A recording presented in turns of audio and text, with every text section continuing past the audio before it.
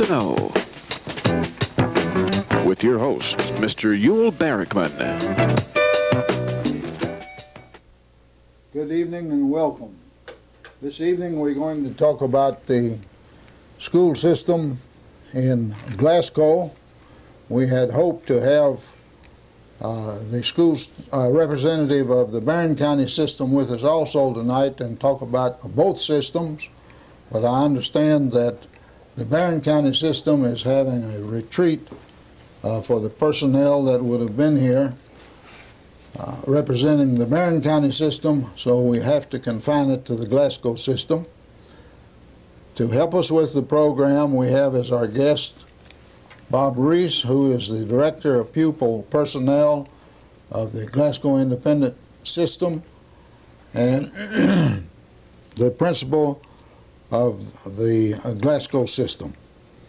And I'm going to start with Bob and talk about the number of students in the Glasgow system and ask you what they are and compare insofar as trends are concerned.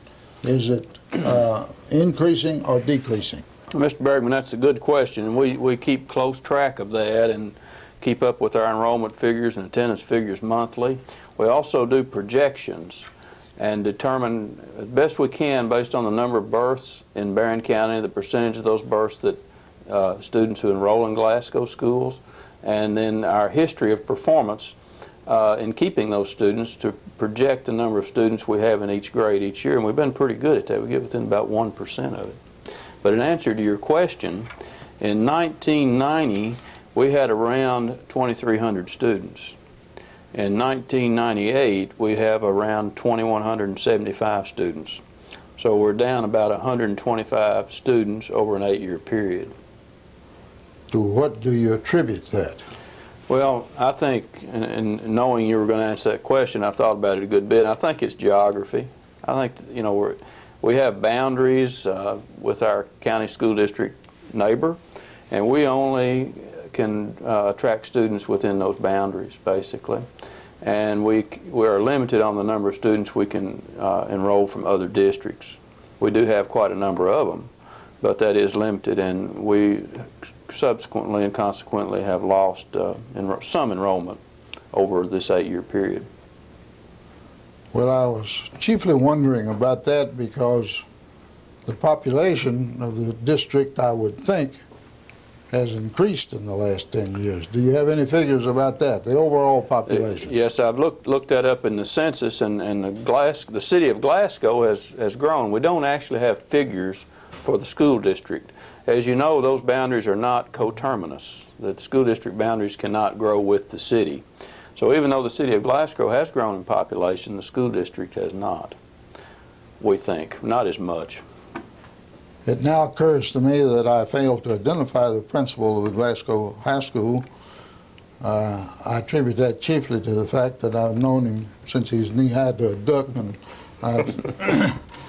But anyhow, it's Jim Nelson. He's been principal there for several years.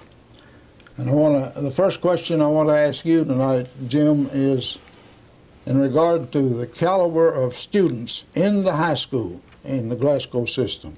Have they improved as a result of the new Educational Act for the state that was going to do wonders, or are they about the same, or are they worse? Well, with education, I think it's pretty tough to say specifically, you know, in terms of cause and effect, whether the student improvement is due to the Reform Act. I would expect so, but you know, I think we have pretty good indication that student achievement is up.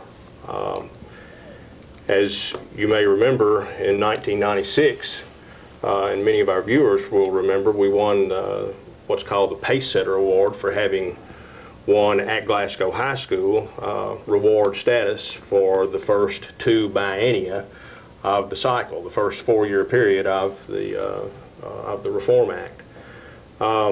We, in 1997, were ranked among the top 10 high schools in Kentucky just based on raw scores on state tests. And you might say, well, that could be artificial, but by the same token, we've been studying our composite average on the ACT, the American College Test.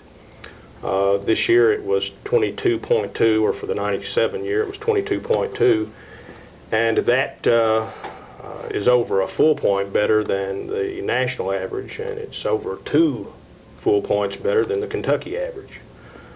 In this last graduating class, for the class of 1998, we had 26 presidential scholars, and that's a term that we haven't had until just in recent years, but presidential scholars are those students who have a 26 or better composite average on the ACT, along with a 90 or better cumulative grade point average.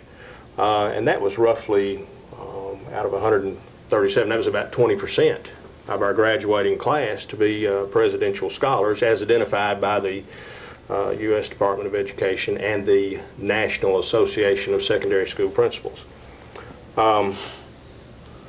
Had 2 national merit finalists this time, Spencer Hoover and David Meyer. Spencer Hoover went on to accept a National Merit Scholarship. Might mention too that David Meyer won the prestigious Robert C. Byrd Scholarship, one of only 91 to be given in the state of Kentucky.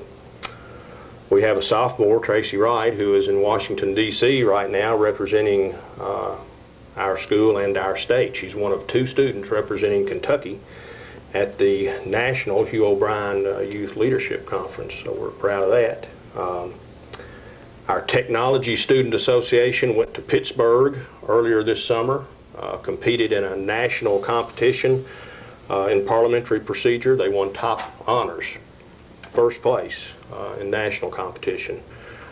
Chad Mullenkamp, by the way, at that competition placed 4th in the nation in architectural CAD, computer-aided design. So, yeah, I think that and we go on and on and on. Beta Club placing 3rd in the National Convention in Nashville in group talent, and Ben Azrael and Ann Thomas Davenport and Stacia Welborn choreographed that dance routine that the whole group put on. This year we have 4 Governor's Scholars, Ben Azrael, Allison Furlong, Justin Gillenwater, Laura Klepeek. 2 students, Emily Boston and Kirsten Gravely, were elected to the Governor's School for the Arts. Our DECA chapter, Bill Bittner and his crew, 39 students placed in regional competition. They have the largest chapter in the region. 31 students qualified for nationals. They went on and did very well at the national competition. Certainly want to thank Billy Ray and the Glasgow Electric Plant Board for that business relationship that we have through the Advantage Advertising Agency and through the plant board. Well, you certainly had a good senior class this year. Outstanding. Now, on a comparative basis with last. Still good. Still good. I think that you know, we keep getting better and better and better.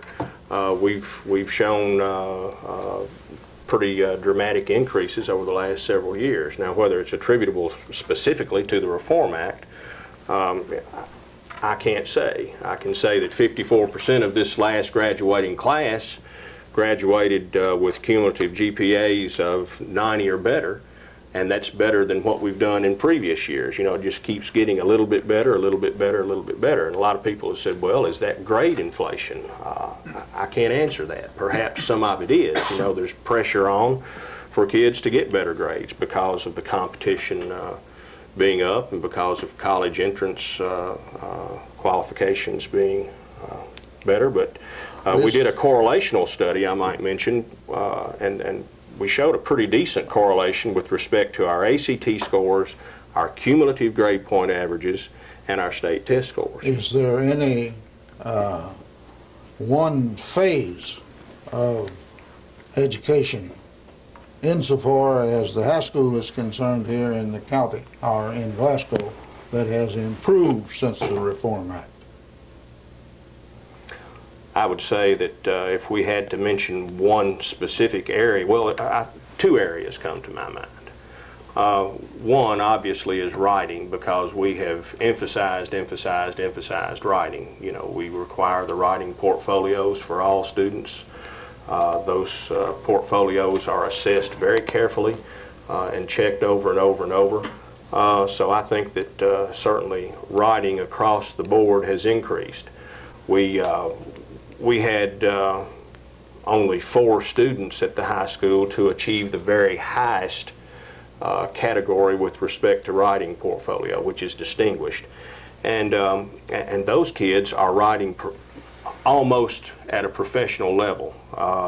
David Meyer, Nathan Holm, Susie High, and Miranda Eubank were distinguished writers. Well, that's not the target. We're targeting proficiency and moving, you know, gradually toward that target. We're eliminating the number of novice writers, which are the very lowest category, and we're increasing our apprentices and proficiencies. What about verbal communication?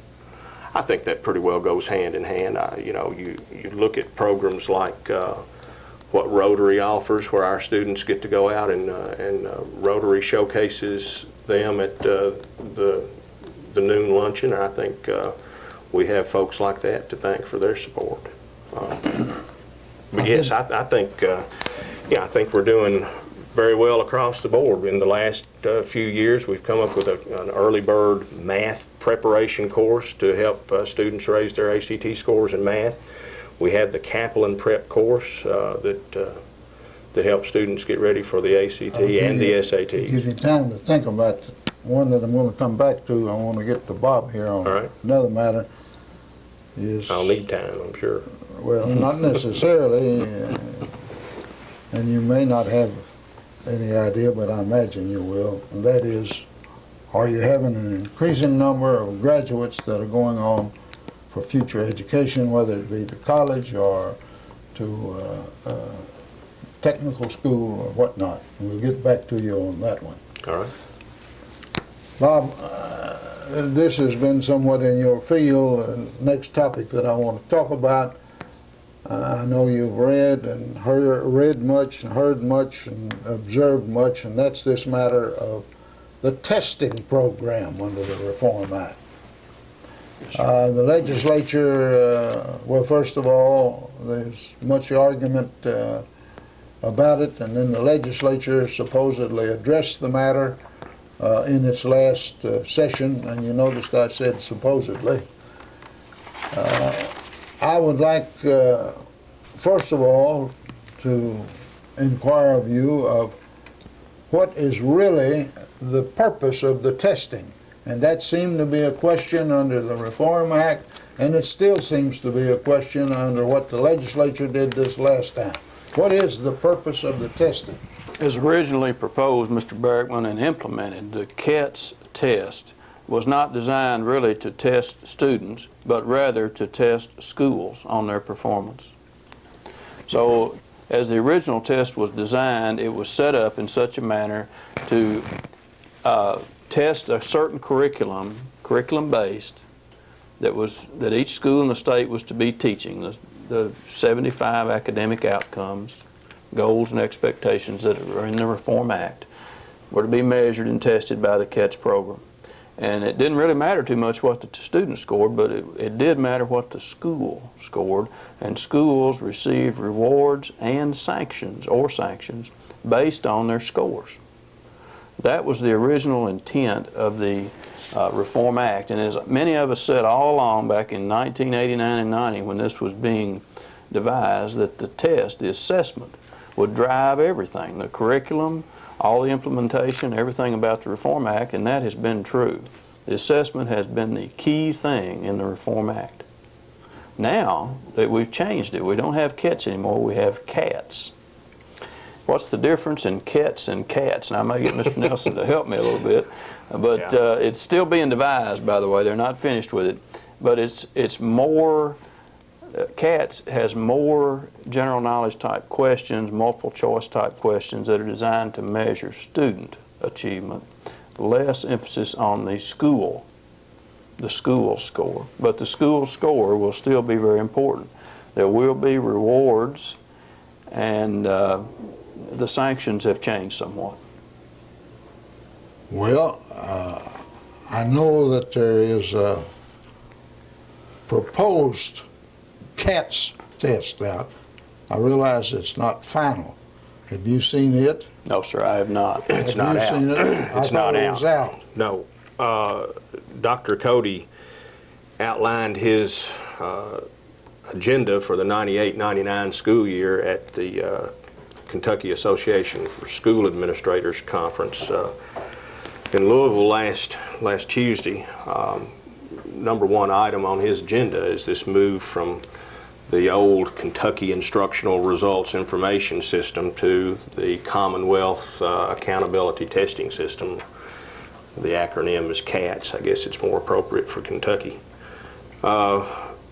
Several groups are directly involved. One of those is a General Assembly subcommittee called the Educational Assessment and Accountability Research Subcommittee. Another is the School Assessment and Accountability Council, which is a statewide broad spectrum group of 17 members.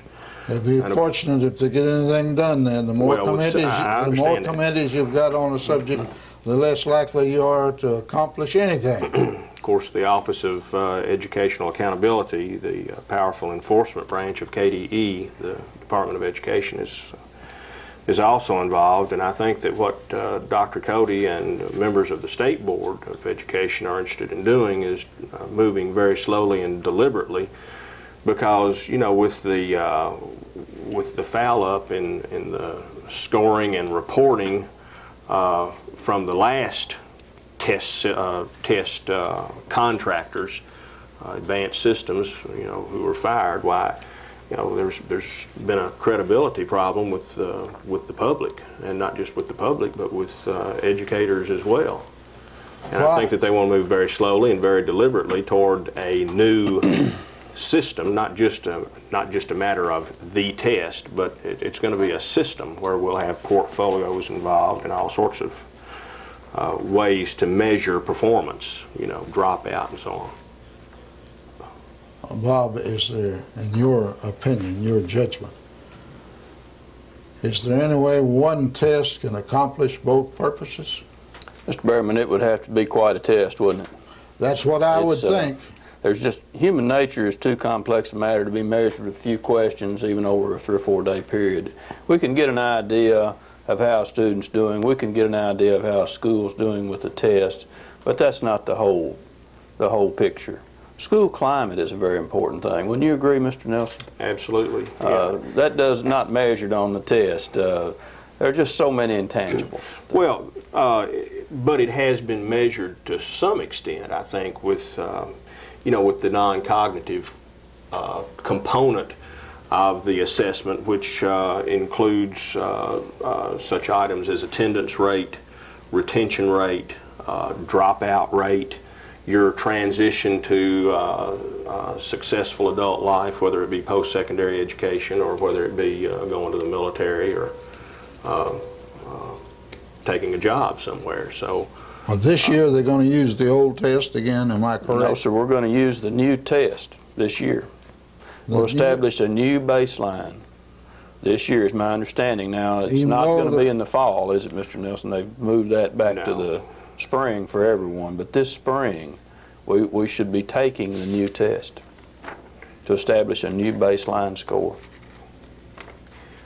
Well, I think that though they're not going to throw out all of the test, a number of the questions are probably still valid, and we still have the core content for assessment. We know that that's not going to change, and the core content for assessment, as Bob said earlier, is what drives the machine. The teachers are given this content, and we know that the test items are going to come from what's in that core content that will be assessed. So if that doesn't change, then we know pretty well that the test itself won't change. Well, now, let me ask you a question. All right. That may not be a fair question, but by the statements that you just made, aren't you saying that insofar as assessing the school and the teachers, that the system that you have now for assessment and had last year is not fair? Am I saying that it's not fair? I'm asking you if my conclusion based on what you said, that it's probably not fair, is correct. How can you assess a teacher's ability from certain test scores of the students if they know what the test is going to be? Well, if the test is... Go ahead. They never did know what the test was, the actual items on the test were going to be. Oh, absolutely. All we know are those areas, the core content areas, and no one knows what's going to be on the test from year to year. Again, I'm of the same... But you know what's going to be tested. Well, that's what I understood, and I'm of the same opinion still. And maybe I'm wrong. That's the reason I want you all to elaborate and show me where I am wrong. But if they know the core content, the teachers are going to concentrate on that. Exactly. And if the core content... if they're concentrating on what the core content is, how are you going to be able to judge the overall progress in the school system? Because you've got more than just the core content. Well, but at least you have a certain set of minimum standards that students ought to be able to meet. Algebra 1 still has a certain number of principles and concepts that you ought to be able to address and test. I agree with that, on that. But again, I'm getting back also, it's supposed to be able to assess the caliber of the school, and that includes the teachers. How are you going to be assessing the teachers' ability if they're going to be concentrating on the core, the core for the testing? Well, we don't want to get teacher evaluation and the tests confused. The teachers are not really evaluated on the scores, on their test scores. There's a separate evaluation instrument for teachers. The school is evaluated based on the test score. How do you evaluate, Bob? Again, we're into things that I don't think the public understands. How are you going to evaluate the school overall without evaluating your teachers? Well, the teachers are a part of the school. That's correct. They are an integral part of the school. Now, how are you going to evaluate it if you can't fairly evaluate the teachers? But the number one criterion for a school's success ought to be student performance. We ought to be judging schools based on what the students can actually do, and that's what we're trying to do. Now, in terms of whether a test is valid or whether a test is reliable, you know, that's something that's always going to be a problem. Is the ACT valid? Is the ACT reliable? Are the SATs valid and reliable? Well, most colleges across the country have enough faith in them that you know, they base their admissions on ACT scores and or SAT scores. We've got the Commonwealth Scholarship Program that's coming out this coming year, which is something that the public may not know very much about, but I think that Governor Wilkinson had something to do with appropriating some of the funding for that, and it's going to be based on student grade point averages as well as their ACT scores. Well, I agree, and I'm not arguing with you that the final result, it depends on what the students can do and what they've learned and how they're going to be able to interact with life generally after they get through school. I agree with that. But let's go back again to this business of assessing the schools. And that's what the test was supposed to be doing. And of course, the schools, and it was possible, and most schools that were assessed well did also reward the teachers. But tell me how you can say that the testing was, as far as counting the school was concerned, is good, when you had this situation down in, I believe it was in Logan County, where you had a school that was tops one year and the next year they were substandard. Well, I think that what we need to go back and address here is that the schools are judged, or have been in the past, have been judged not specifically on raw score, but on improvement. So if a school gets better by a certain increment, then that school is a successful school. And it may be that if they go beyond, as we did, you achieve reward status. But at least judgment is based not on your raw score, but on your improvement.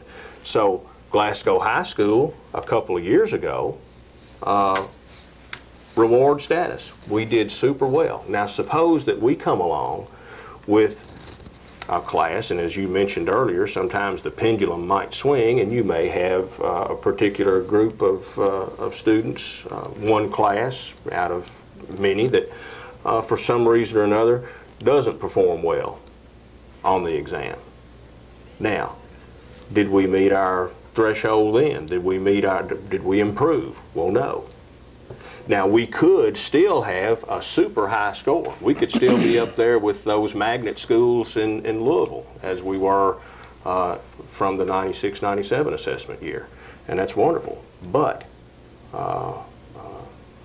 you know, if you don't improve, then you haven't made muster. You're not going to get your reward money, and you could be declared in decline or in crisis. I think that they're going to remove that language, and I think that they're going to build in some kind of an exclusionary clause to where, you know, if you just have 1 or 2 years where you do decline, it's not the end of the world. You know, you might be able to do an improvement plan and still be okay.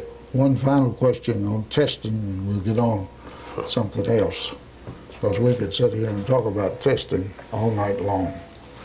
But and whichever one of you wants to go first can, and I don't want a long answer from either one of you, but do you think that by what the legislature did this last year in regard to testing, and by the new test that they're working on, do you think that's going to solve the problem? I think it'll be better. I don't think it will totally solve the problem. As I said earlier, I don't really think there's any one test that can measure everything that needs to be measured. All we can do is the best we can. I think they're making a real effort to devise a test that will accurately reflect the progress that Kentucky students are making. Jim? Have you seen the recent articles in the Courier and in USA Today with respect to what's going on in Ohio and some of the other states? Not the USA Today, but I have seen some articles in the Courier Journal. Other states are going through similar problems in that some states, Ohio being among those 21, have exit performance exams for high school. And just because a person may have gone through 4 years of seat work in high school doesn't mean that that person has gotten a high school education.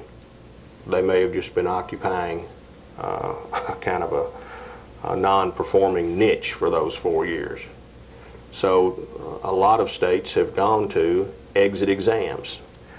In Kentucky, there is a move on right now to move toward performance-based education and get away from what has been traditionally the old Carnegie unit. It's defined as 120 hours. 140, I believe. Thinking that it's 120 hours per course minimum is what Algebra 1 is defined as. You take 120 hours in the course, and if you pass the exam, then you've passed Algebra 1. Or if you pass a certain group of teacher-made tests, then you've passed Algebra 1. Now those tests might vary from classroom to classroom. They may vary from school to school. And if you're on block scheduling, you may have a 120-hour minimum for the Carnegie unit. If you're like we are and on a traditional schedule, you're going to have 160 hours in the course. So Algebra 1 in one school does not equal Algebra 1 in another. And that's just one of the problems of you know, inequity among schools. But it's kind of the same with variation among teachers too. Algebra 1 with one teacher may not be the same as Algebra 1 with another. You're anticipating me. We'll get into the teacher situation a little later here. But you know, back to actually the testing that's been done before the testing under the Reform Act, and I think, frankly, I think that insofar as the students were concerned, and I doubt that most people would agree with me, but I think as far as the students were concerned, that the testing on the Reform Act was an improvement in that instead of testing their memory, as most tests had been before, they tested their ability to think and apply what they had learned to problems and solve the problems. And I think from that standpoint, it was a definite improvement, although I realize that there are many people that will give you quite an argument on that. So from that standpoint, I think it was a definite improvement. From the standpoint of accountability, I don't think so, but we've been through enough of that already. Let's talk a little bit about what I was going to ask you. I'm going to get back to you about what percentage of, would you estimate, I realize you don't have any figures, but I've given you time to think a little bit about it. What percentage of your senior students, in your estimate, go on for other educational opportunities? I don't necessarily mean to college, but I mean continued education. Around 80%. Now, compare that to when you were in high school. It's up. How much? I'm going to say, when I was in high school, probably 60. What would you say, Bob? 50 to 60. Yeah. I would agree. I might... From that standpoint, there's been progress made regardless of whether it was done by the Reform Act or what has caused it. I think so. I think that there's there's just a high expectation level among the members of our community. I might add, too, that we just got a feedback report from our regional state universities in terms of our retention rate.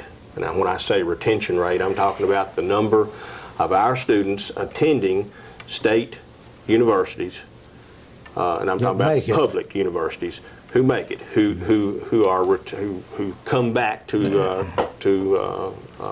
the spring semester after the fall semester, and it was about 90%. Now that's for the 96 graduating class. Right.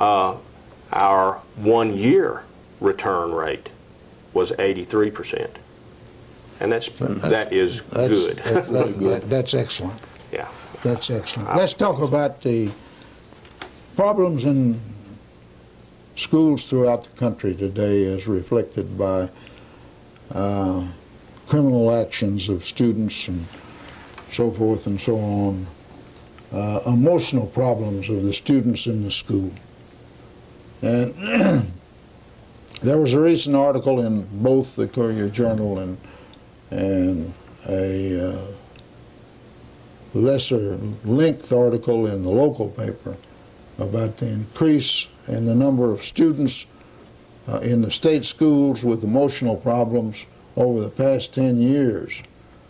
And the increase was quite startling to me.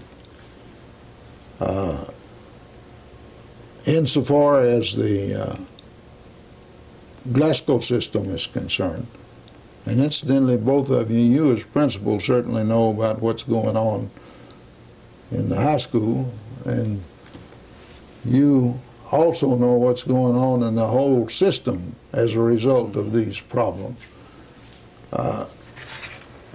Insofar as the state trend, as it was reported in the paper, would it be accurate as far as the Glasgow system is concerned? Well, I think that's high. 61% increase is high. We have identified more students with emotional or behavioral problems than we have in the past, and have taken some steps to deal with those students. What about? I think percentages too can be kind of misleading. I think you need to look at actual numbers, and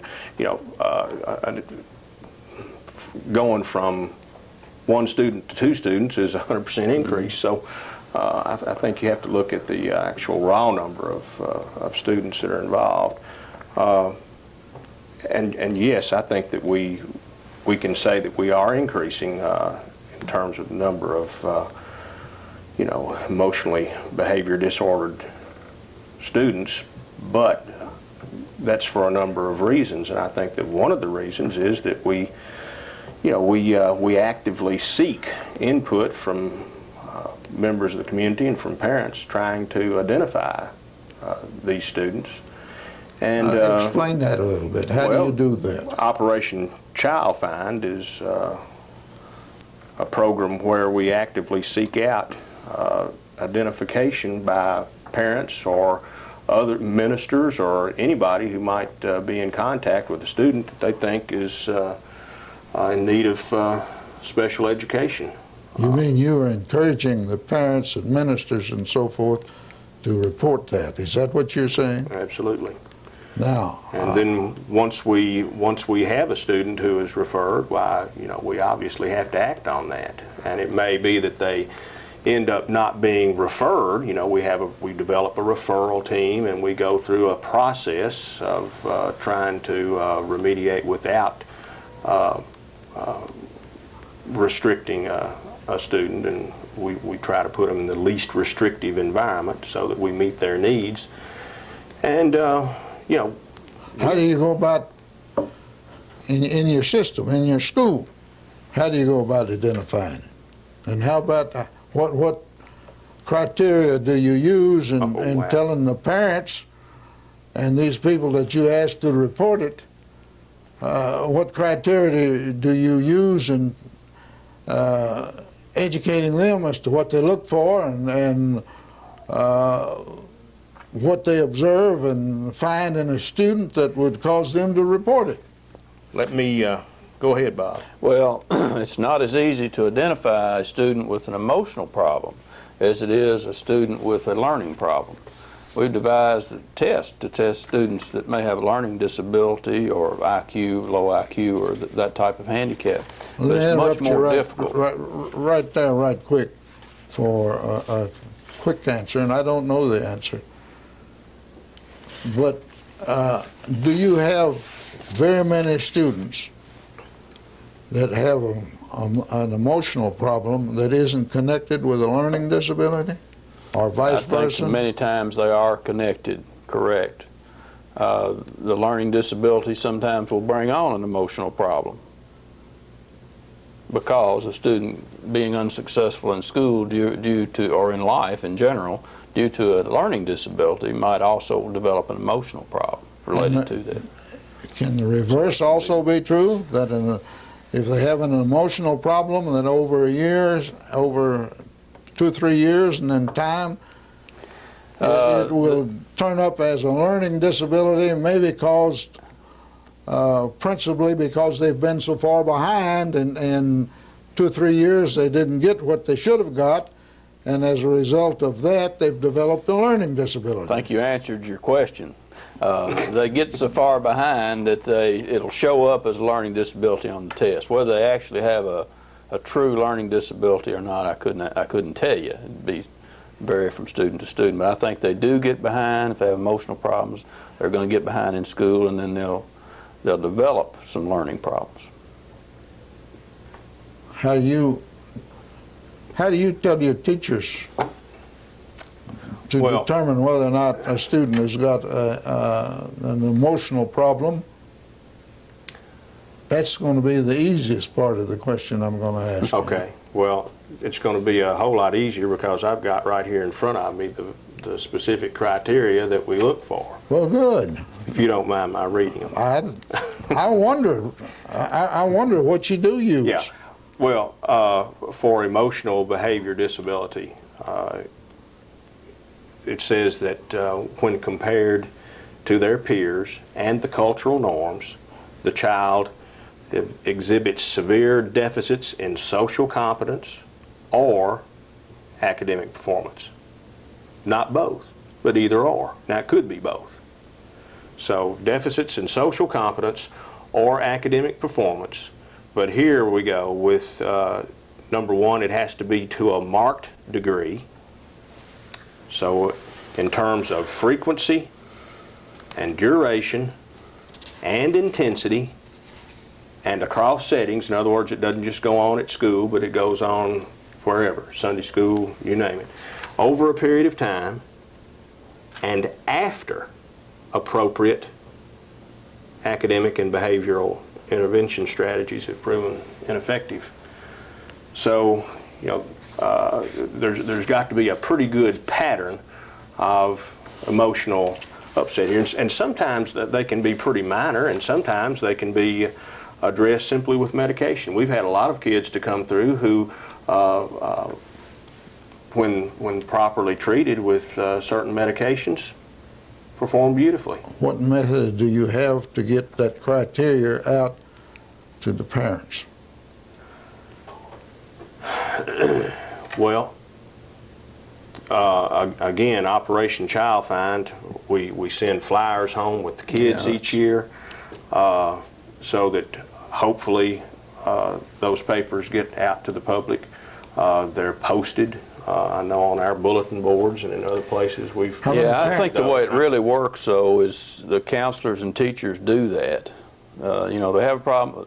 The teachers identify the problem children. The teachers do most of the reporting. And obviously then they're in contact with the counselor, and we've upgraded our counseling staff last year or so with additional counselor in elementary school, and they work with the parents on a one-to-one basis. You know, putting the material out in print just doesn't really get it.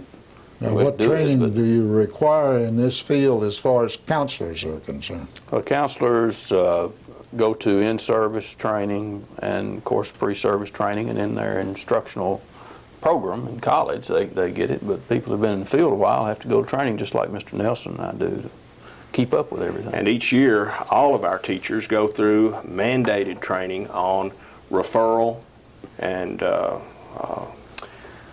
but other aspects such as confidentiality and it's not enough. That's one of the problems. The training is not enough, and as you're going to get to in a minute, Senate Bill 303 mandates more training, more professional development for all of us in these areas, and I think it's needed. We need to do more. Now, the hardest question of all on this subject. You've got a pupil that is recognized with behavioral and or emotional problems, or both. How do you determine how threatening he is for the rest of the students so far as the, you know, I started to say probability, I'm going to say possibility of violence?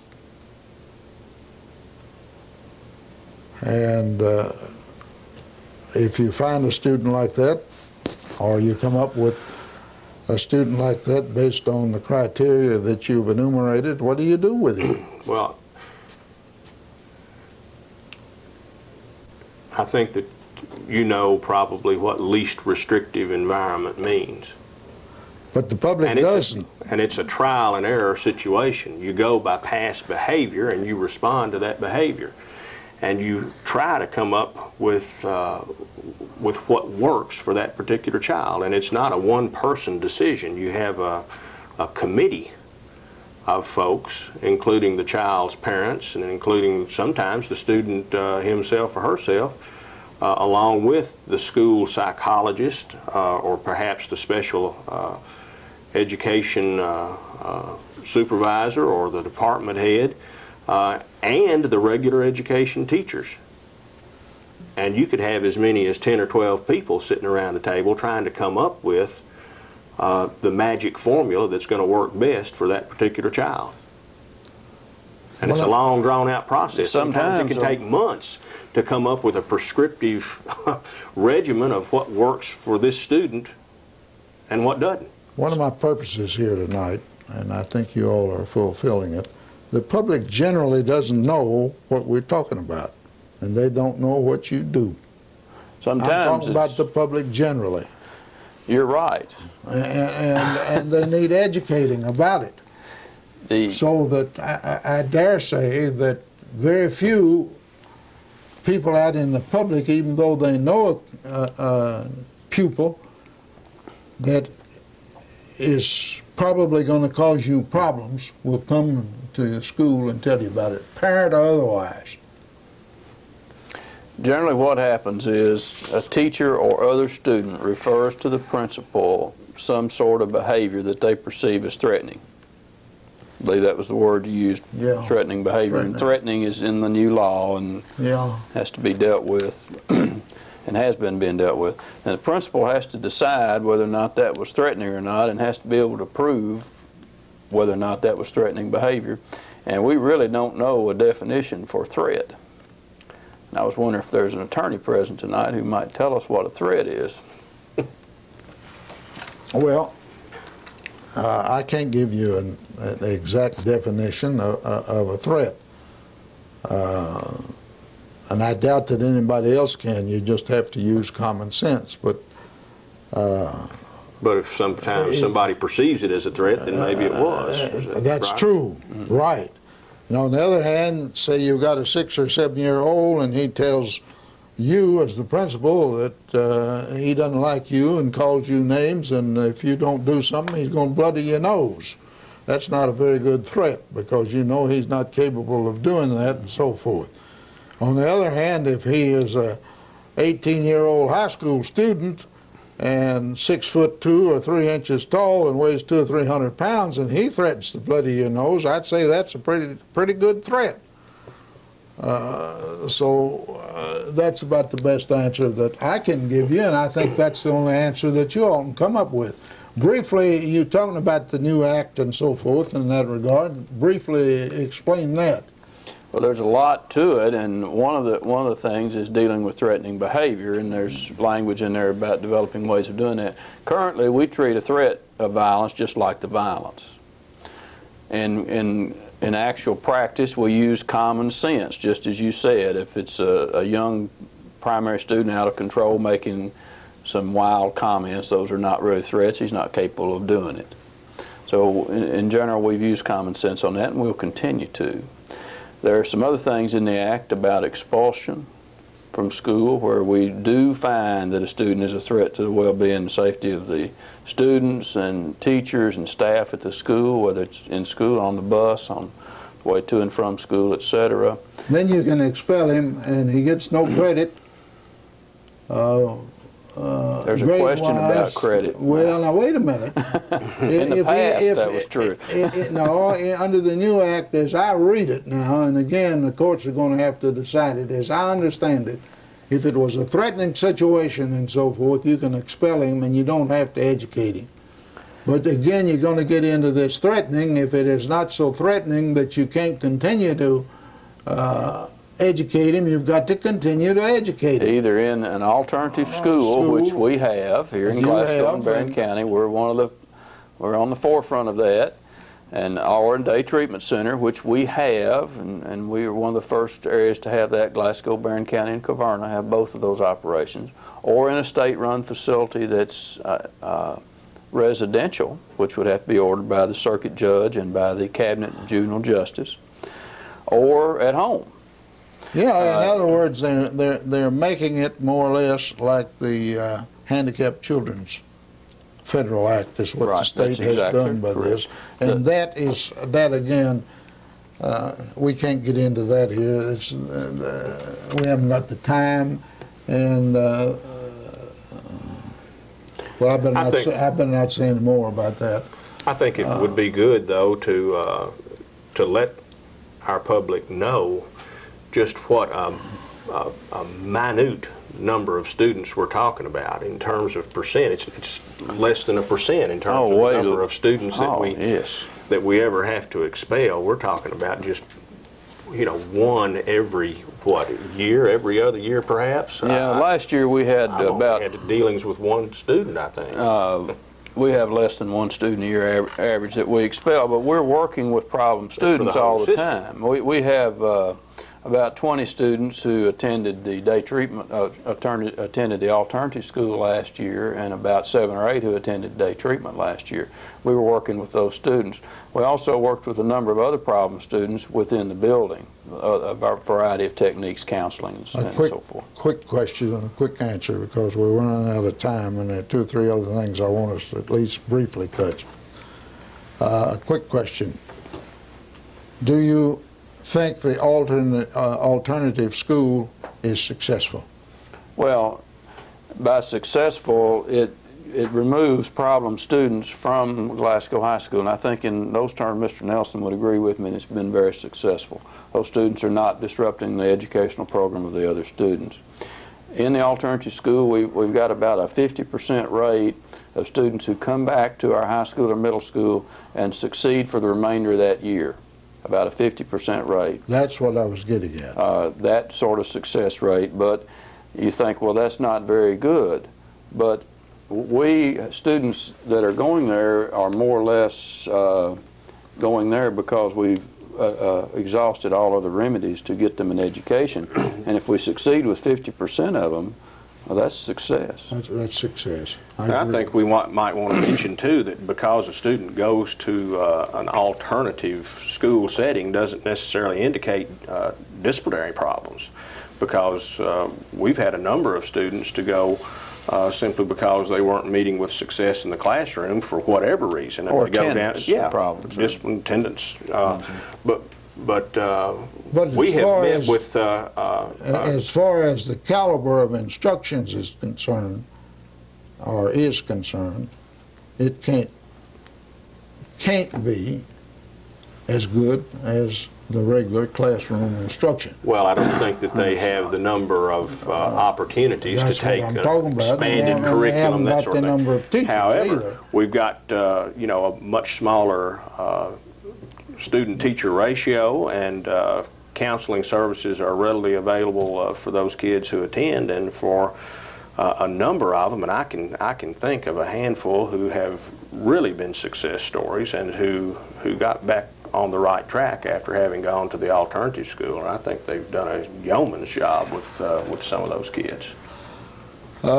Within the past month, 6 weeks, the system as a whole has had,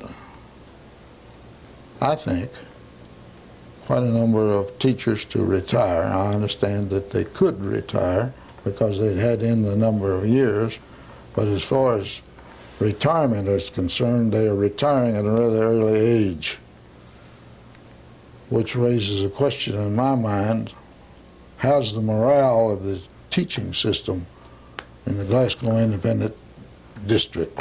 I don't think in every case the retirement is an issue of morale. It's just that the person had earned the benefits, they have something else that they'd like to pursue in their life, and they're making a midlife career change.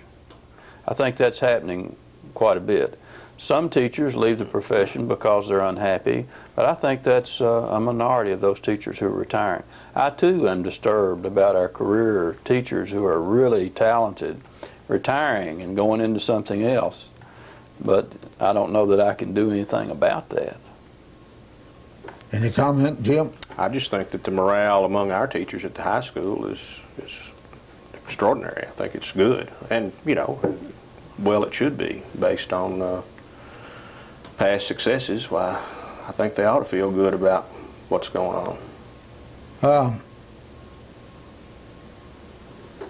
Another question that has been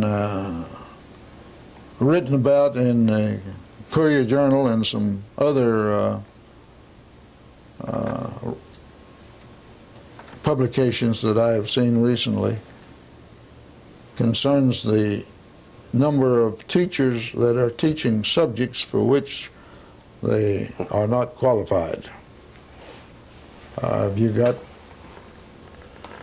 any problem like that in the high school, Jim? No problem as far as I know.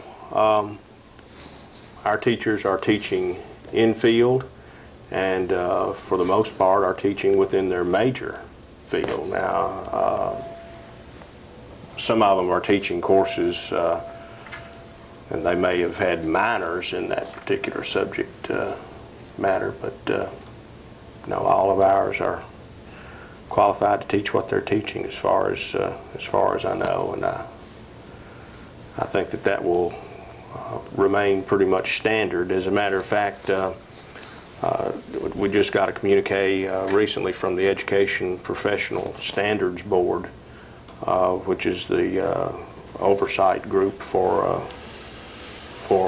monitoring certification requirements, and we will have to start reporting to them our policy, and this is going to be a school council and district policy for who is qualified to teach what elective courses in the high school. In other words, schools across the state may again have a kind of a hodgepodge of what they accept as being certificated teachers for given areas. Now, I don't know whether that's good or bad, but that's the way it's going to be. And the problem in the system as a whole, as far as you know? As far as I know, Mr. Barrickman, last year we had everyone in their field. No one out of field. No one out of field. Well, that speaks highly of the system. And it's difficult, especially in... No doubt about that. Special education, those areas, Mr. Barrickman, it's very difficult to get everybody in field. And our people, Ms. Hudson, our special education coordinator, and others have worked really hard to have folks certified teaching the field they prepared to teach. In about a minute, what do you think that the Glasgow system needs that it doesn't have? Needs that it doesn't have. I think that, I watched President Clinton on television the other night. You know, we have a president who can sit down with a group of journalists and have a roundtable discussion. That's unusual for a president, isn't it? Yes. And they were of all different racial backgrounds. It was on public television. And pretty much they were talking about race in America and some of the problems that were generated. In essence, they agreed that what would help everyone, and we could all agree on, they could all agree on, was we needed better education for those students most at risk. And they agreed that it would take more money to do that. And I think that's what we need. We have a number of at-risk students in our district. We didn't talk a lot about them tonight, but they're there. They're good kids from good homes, but for one reason or another, they're at risk of not developing their full potential as a person. And we need the facilities, the money, and the people to work with those young folks. A minute, Jim. Well, I agree with what Bob has said, in that before we can address the educational needs of some of these at-risk students, we're going to have to address their biological and their emotional needs. Some of these students come to school and they are not educable because they have monumental problems at home, and we can't effectively deal with those because we're not at home. We can take care of them, we can give them a safe, secure environment for those 6 or 7 hours a day that they happen to be at school, but we don't have any control over the rest of the time. I think all three of us would agree that another need is more involvement on the part of parents. And one final question, either one of you can answer it. Has the student councils helped that need? You mean the school councils? Yeah. I said student councils. Right. I mean the school councils. Well, all of our elementary schools have improved their parent involvement, all of them. And I think E.B. Terry School has really worked on that. Their school council has worked hard on it, and their PTA. And they have parent nights, and they've had real success getting a lot of parents in the school. And I'm very proud of the work they've done. In that case, they have. How about high school?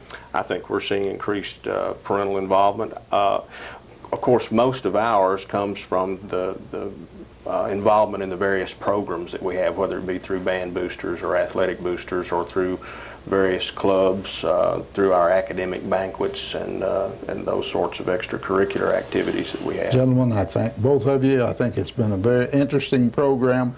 There are a lot of other things we could discuss, but thank you very much. Thank you, sir. It's been a pleasure.